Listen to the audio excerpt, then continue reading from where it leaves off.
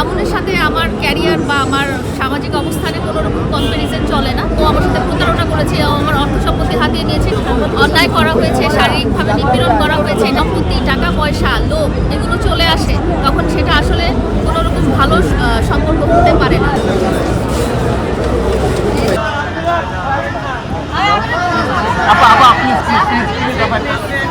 আমি ন্যায় বিচার নিয়ে শঙ্কিত না, কারণ মহামান্য আদালতের উপর আমার সম্পূর্ণ বিশ্বাস আছে এবং সারা দুনিয়াবাসী দেখেছে আমার উপরে যে ধরনের অন্যায় করা হয়েছে, শারীরিকভাবে নিপীড়ন করা হয়েছে, এটা লাইভ ছিল।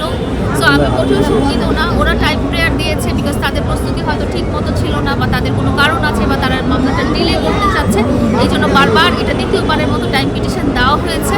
তো আমি মোটেও শঙ্কিত না। আমি আদালতের উপর আমার সম্পূর্ণ বিশ্বাস আছে যে আমি ন্যায় বিচার পাবো, এবং আমার মতো যারা ভিকটিম তারাও তাদের জন্য এই রায়টা বা এই বিচার কার্যটা যেন উদাহরণ।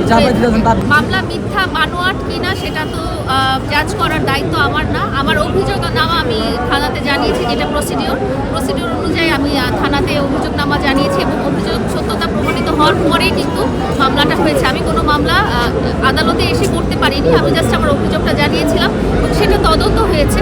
তদন্ত হয়ে সত্যতা প্রমাণিত হওয়ার পরে সেটা মামলার আকার ধারণ করেছে। এখানে মিথ্যা যদি হতো তাহলে এটা মামলা হতো না, হয়তো অভিযোগের জায়গায় অভিযোগ থাকতো। মামুনের সাথে আমার ক্যারিয়ার বা আমার সামাজিক অবস্থানে কোনো রকম কম্প্যারিজন চলে না। তাকে দমানোর কোনো কারণ আমার কাছে নেই, কারণ সে তার জায়গায় আছে, আমি আমার জায়গায় আছি, এবং মামুনকে ছাড়াও আমার লাইফ সারা জীবন চলে আসছে।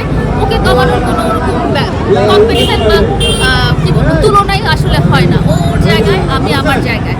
তো ওকে, ও অন্যায় করেছে, ওকে ইচ্ছা করলে অনেক কিছুই বলা যেত। কেউ না বুঝলেও আমরা আপনার প্রয়োজন বুঝি, আর তাই তো অত্যাধুনিক ফিচার সম্বলিত বিভিন্ন সাইজ আর কালারের 250-টিরও বেশি ডিজাইন অপশন নিয়ে ওয়ালটন স্মার্ট ফ্রিজ বোঝে আপনার প্রয়োজন। ও আমার সাথে প্রতারণা করেছে, ও আমার অর্থ সম্পত্তি হাতিয়ে নিয়েছে, সেগুলোর ব্যাপারে আমি কিছু বলিনি।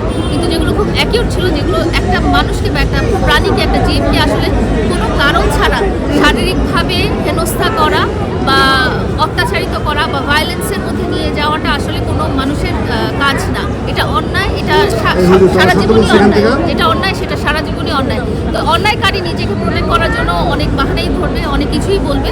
তো আমি আদালতের উপর আমার সম্পূর্ণ বিশ্বাস আছে, এবং আপনারা দুনিয়া সবাই দেখেছেন যেদিন আমার সাথে এই ঘটনাটা হয়েছিল 2023 সালের 12 ডিসেম্বর, সেটা পুরো লাইভ ছিল। লাইভের মধ্যে সে আমাকে ফিজিক্যালি অ্যাসল্ট করেছে রাস্তায়, গাড়িতে। সেটা সবাই দুনিয়াবাসী দেখেছে।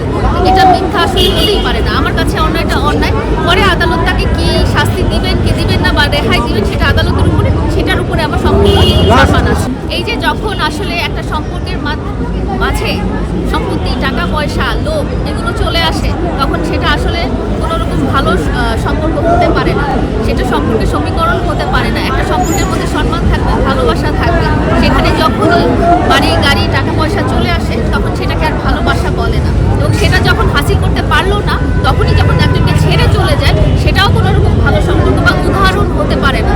তো এই জন্যই আমরা আজকে দুজন দুই মেরুতে আমি আদালতের দ্বার প্রান্তে এসে হাজির হয়েছি, ন্যায় বিচারের আশায় সমস্ত মেয়ে জাতি যারা আমার মতো ভিকটিম হয়েছে তাদের জন্য সাহস যোগাতে, যে আপনারাও যদি কখনো কারো দ্বারা হেনস্থাগ্রস্ত হন, তাহলে আপনারা আদালতে আসবেন এবং আপনারা বিচার প্রার্থনা করতে পারেন। কেমন আছেন আপা?